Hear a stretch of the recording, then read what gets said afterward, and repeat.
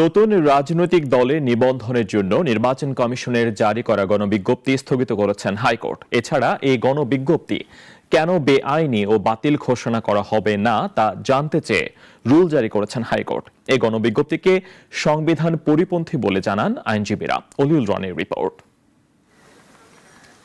জুলাই অভ্যুত্থান পরবর্তী নতুন রাজনৈতিক দলের নিবন্ধনে দরপত্র আহ্বান করে গত 10 মার্চ গণবিজ্ঞপ্তি দেয় নির্বাচন কমিশন। তবে ইসির জারি করা গণবিজ্ঞপ্তি এর বৈধতা নিয়ে রাষ্ট্র সংস্কার আন্দোলনের প্রধান সমন্বয়ক ও সুপ্রিম কোর্টের আইনজীবী হাসনাত কাইয়ুম নির্ধারিত শাখায় একটি রিট করেন। সকালে রিটের শুনানি শেষে বিচারপতি আকরাম হোসেন চৌধুরী ও বিচারপতি এ.কে.এম. রাশিদুজ্জামান রাজার হাইকোর্ট বেঞ্চ গণবিজ্ঞপ্তি স্থগিত করে সেই সাথে কেন বেআইনি ও বাতিল ঘোষণা করা হবে না জানতে চেয়ে রুল জারি করে।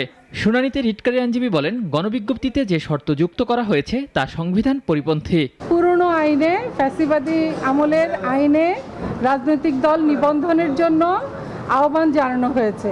সেই আইনে এই গণবিজ্ঞপ্তিটা কেন অবৈধ ঘোষণা হবে না, এই মর্মে একটা রুল জারি হয়েছে আজকে। রাজনৈতিক দলের নিবন্ধনের জন্য কমপক্ষে 100 উপজেলা ও 22 জেলায় দলের কমিটি থাকতে হবে বলে যে শর্ত রয়েছে তা অবাঙালি জনগোষ্ঠীর রাজনৈতিক অধিকার হরণ এবং রাজনৈতিক দলের সংখ্যা পরিপন্থী বলেও জানান রিটকারী আইনজীবী। অবাঙালি জনগোষ্ঠী যারা পাহাড়ে বসবাস করে তাদের এরিয়াটা হচ্ছে কনফাইন্ড 3টা ডিস্ট্রিক্টের মধ্যে এবং তারা 20টা উপজেলার মধ্যে বসবাস করে।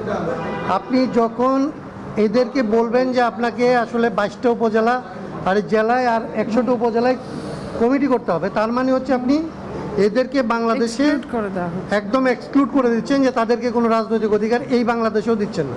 বদিউল আলম মজুমদারের নেতৃত্বাধীন সংস্কার কমিশনকে পাহাড়ি জনগোষ্ঠীর রাজনৈতিক দল গঠন কিংবা আঞ্চলিক দল গঠনের সুযোগ রাখার সুপারিশ করা হলেও তা তারা গ্রহণ করেননি বলেও জানান আইনজীবীরা।